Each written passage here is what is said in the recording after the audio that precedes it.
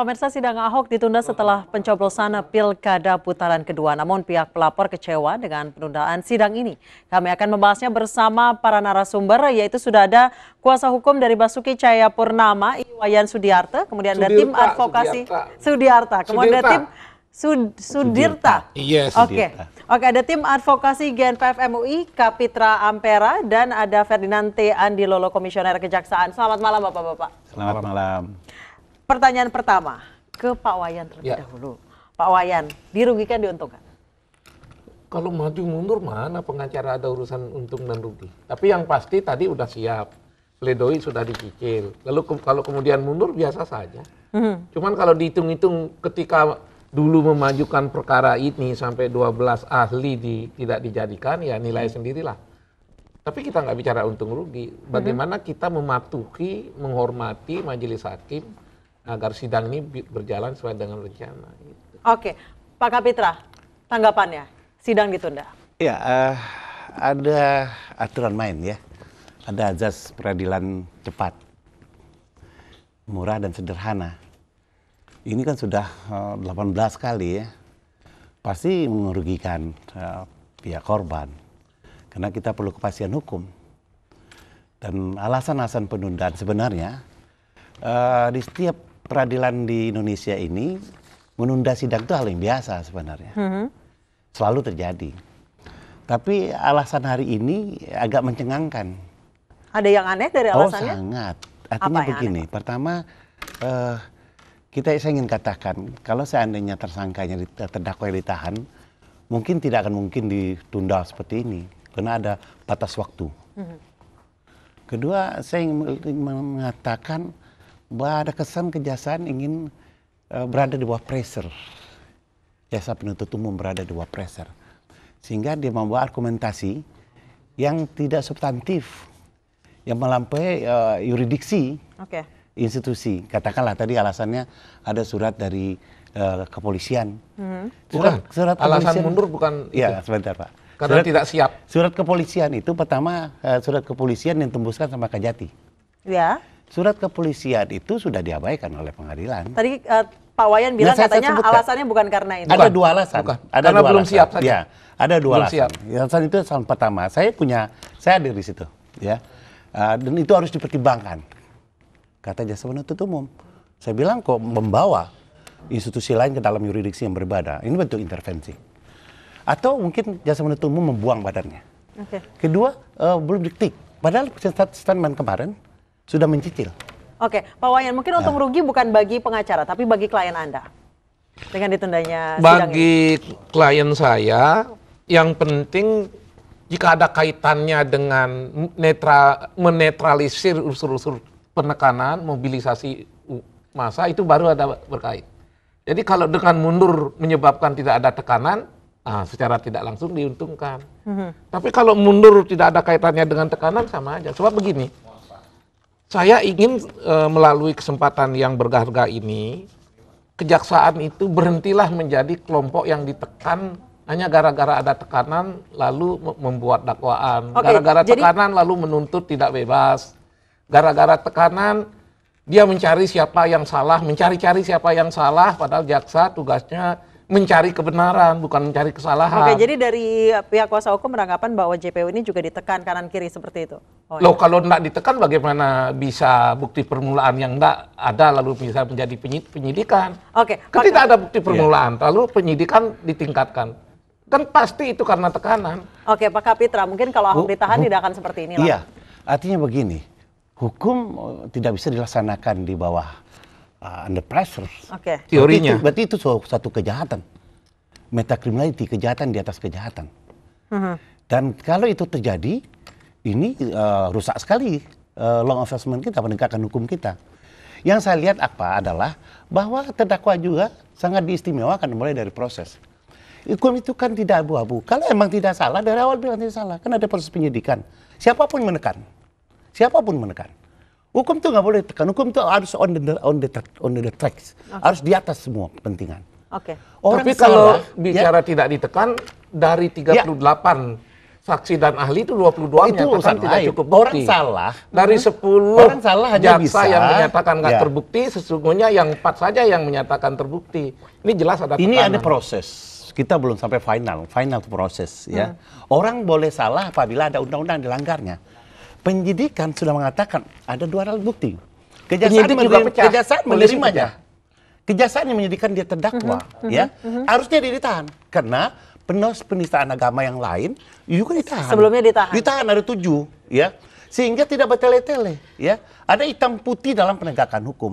Kalau dia masih seperti ini biayanya kosnya besar, ya dan tidak sederhana. Dan terlalu Jadi kalau lama. ditahan tidak akan berlarut Oh, saya pikir seperti tidak Tidak akan mungkin menurut berani aku. nahan. Ya. Orang Oke. 2 alat bukti saja sebagai bukti permulaan, Butir 14 pasal 1 kan jelas menuntut 2 alat bukti sebagai bukti permulaan. Dengan Nggak masuknya ke tercukupi. pengadilan, berarti 2 terpenuhi bukti unsur permulaan nggak itu. dicukupi, dijadikan penyidikan. Nah, di penyidikan berlanjut pada dakwaan dalam 1 hari. Lalu dakwaan macam apa yang diajukan? Makanya sekarang pasti sulit membuat tuntutan. Kenapa? Begini, Harusnya kalau itu berkas ini nggak pernah kenapa harus jadi. dibiarkan? Kalau tidak Ini ada 2 alat ibarat bukti, kenapa harus dipaksakan, dibiarkan? berkas ini lalu jadi. Oke. Yang berat sekarang jaksa. Besok harusnya menuntut bebas, menjadi bingung dong gitu. kalau memang tidak ada alat bukti. Masa orang diadili, Tekanan menjadi massa waktu itu terdakwa, luar biasa. Jadi Tekanan terdakwa massa tanpa luar 2 biasa. alat bukti yang cukup. Loh ini merampas kemanusiaan manusia. Nah sekarang Gitu. giliran saya menagih jaksa harus berani menuntut bebas. Nah, sekarang kenapa jaksa tidak menuntut dengan alasan yang tidak logik? Kalau tadi jaksa penuntut umum mengatakan, Jaksa sekarang jaksa penuntut kebingungan umum mencari mengatakan bukti. bahwa dia belum Rekaman siap, nggak bisa dibuka. belum siap, itu oke. 13 Tetapi ada saksi tidak ada yang intervensi. melihat. Bayangkan itu. Tapi ada intervensi. Coba bayangkan, ada statement yang mendahulunya, ada surat, ada statement jaksa agung. Padahal kan ini internal. statement dari Kapolda kemudian Nah, Kapolda tidak mengeluarkan statement. Oke. Kapolda, Kapolda mengeluarkan surat, Dan maksud surat saya. itu sebenarnya sudah diabaikan karena ternyata hari ini kan sidang. Iya. Berarti surat Tapi Kapolda kemudian toh diundur sudah juga, terabaikan. Dan kalau diundur ini hal yang biasa dalam proses peradilan. Tapi dengan alasan, kalau alasannya bilang runtutnya belum turun atau belum siap membacakan, selesai urusan.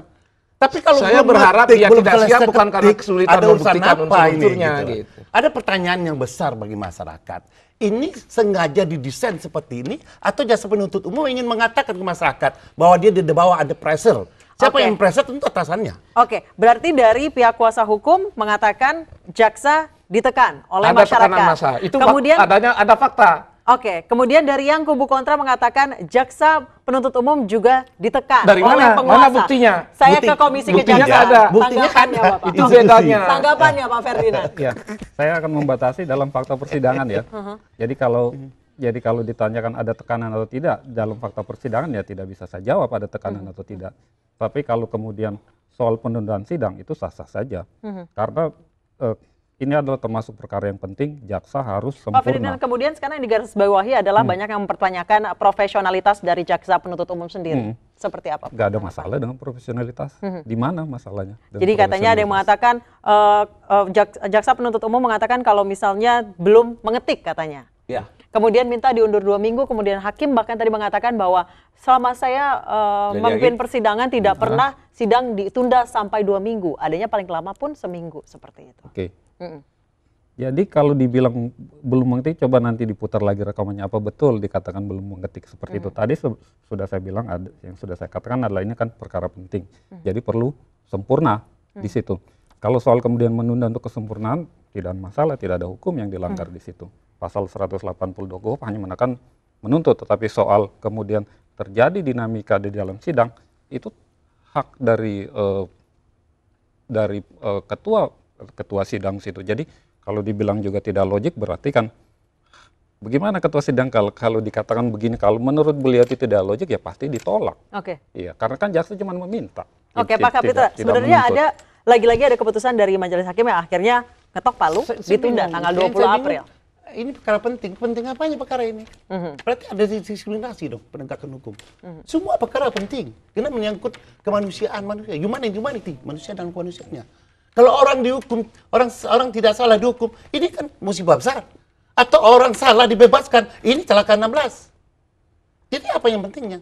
Berarti ada perlakuan khusus. Ini yang tidak unjustice itu. Ini ketidakadilan yang nampak. Oke. Nah, Sekarang- bukti intervensi. Tunggu Sebentar. dulu. Ada statement dari Jaksa Agung. Mesti ya toh? Pak Kapitra mengatakan siapa ini yang diperlakukan khusus. Betul, Orang iya. kami ingin cepat. Aha. Ya tapi kan Pledoi tadi udah siap. ada kata penting, ini perkara penting. Penting apa ini perkara biasa? Kami aja. malah kalau mau bicara tapi tidak mau bilang. Kami tergesa-gesa mengikuti perkara ini sampai 12 ahli tidak dihadirkan. Kami mengikuti kehendak dan keputusan dan perhitungan hakim yang mengatakan sebaiknya perkara ini selesai sebelum hari raya. Tapi yang Ya kami bikin ikuti. sekejul court itu. Kalender court itu pengacara, penasihat hukum. Yang mengusulkan Tunggu dulu. disetujui oleh kejaksaan. Tunggu dulu. Ya. Itu ada dua. Ini Ya. Pak Kapitra sepotong-sepotong begini nih. Tidak, Ada saya repot. dengar ini dari hakim Jadwal yang tadi ngomong. pertama bukan begitu. Masih jauh ini selesainya. Ya, Tapi lalu majelis mengatakan sebelum Ada edaran Mahkamah Agung. sebelum Ramadan, kami disuruh membuat jadwal. Kami buat jadwal sebelum Ramadan. Akibat penjadwalan itu terpotong 12 ahli. Kalau bicara kerugian, di sinilah harusnya bicara kerugian karena 12 ahli itu tidak berdengar. Tapi kami mengatakan cukup karena ahli yang ada dan saksi yang ada cukup membuktikan bahwa dakwaan jaksa tidak terbukti dan kami mengalah waktu itu. Jadi dengan mundurnya seperti ini, kalau ada yang boleh bicara kerugian, harusnya kami yang bicara. Tapi tidak boleh mengatakan begitu untuk menghormati majelis hakim. Tidak boleh begitu untuk memahami sikap kejaksaan. Karena yang disampaikan kejaksaan itu berdasarkan aturan. Apakah nggak boleh mundur? Pak Kapitra. Memang boleh mundur. Dan itu tradisi begini, kejaksaan, tradisi Tidak pembela ada seperti masalah. itu. Mengundurkan sidang itu hal yang biasa dalam peradilan di Indonesia dan di dunia. Ya, berarti diakui iya. kan? Oke. Tetapi alasan mundurnya ini Mungkin Pak Kapitra menganggap bahwa ada intervensi dari Loh, pihak-pihak jelas. tertentu, kemudian ada kepentingan Coba- pihak coba tertentu bayangkan. yang Cobalah buka menyetir. Pak Kapitra Coba siapa bayangkan, yang intervensi Jaksa ini. Agung ngomong. Oke, kita akan bahas Pak Ya. Kapitra usai jeda berikut. Pemirsa tetap bersama kami di iNews Prime.